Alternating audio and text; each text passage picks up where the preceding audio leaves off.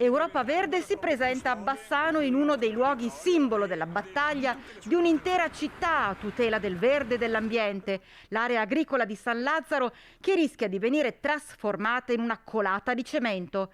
Il movimento, che alle ultime regionali ha ottenuto un 5% delle preferenze, vuole focalizzare l'attenzione proprio sull'importanza da un canto e sulla fragilità dall'altro di un territorio ricchissimo che rischia di venire distrutto a causa di scelte prese da chi amministra la città. Non possiamo permetterci di avere amministrazioni nello sbando che non riescono a difendere il proprio territorio, perché il problema è proprio questo, no? C'è chi ha il coraggio di alzare un minimo la voce per difendere il proprio territorio nonostante i diktat di partito, e allora quello viene epurato sostanzialmente. No, questa non deve essere la logica. Anche gli esponenti di Europa Verde chiedono proprio a sindaca e assessori di fermarsi a riflettere, di muoversi per realizzare una pianificazione d'insieme e capillare, comune a tutto il territorio bassanese e condivisa con i comuni dell'area.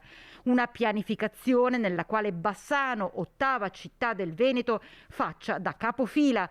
Insomma, questa è l'ennesima voce che va ad aggiungersi a quella dei cittadini.